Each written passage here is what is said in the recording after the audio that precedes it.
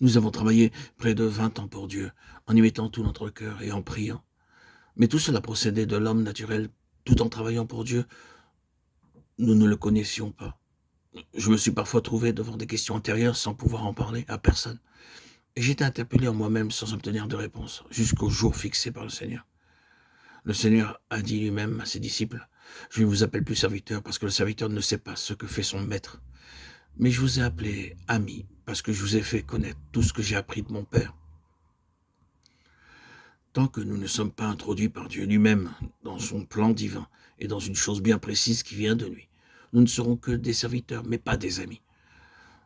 Nous passons tous par ces étapes. Je vous appelle mes amis.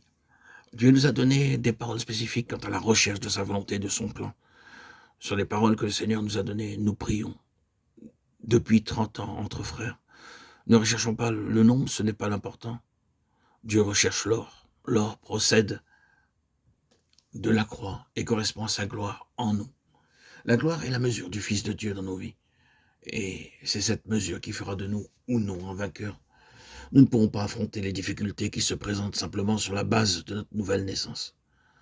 Nous expérimenterons dans peu de temps ces situations au travers d'événements qui arrivent à grands pas. La croix est donc un principe de vie. Serrons dans nos cœurs ces paroles que le Seigneur a données à ses disciples. Renonce à toi-même, charge-toi de ta croix et suis-moi. Cette dernière recommandation est importante. Suis-moi. Nous la retrouvons plus tard. Ils ont suivi l'agneau partout où il va. Qui étaient ces personnes?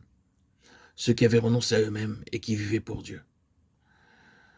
Comment pouvons-nous prouver que nous vivons pour Dieu? Par nos déclarations? Non, elles ne feront pas la preuve, car tout le monde peut en dire autant. Ce qui sera la preuve de notre amour pour Dieu sera notre obéissance. Nous pouvons remarquer que certains sont placés devant des implications extrêmement difficiles dès leur nouvelle naissance. Peu de temps après ma nouvelle naissance, j'ai dû choisir, et j'ai choisi. Dieu ne peut pas nous constituer son lui-même sans cela. La source de tous nos problèmes se trouve dans notre âme.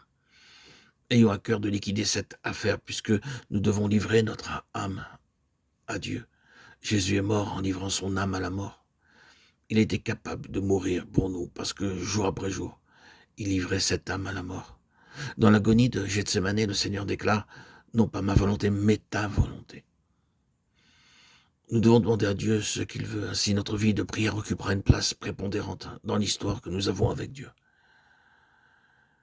Et il nous faut renoncer à notre âme charnelle, notre âme animale.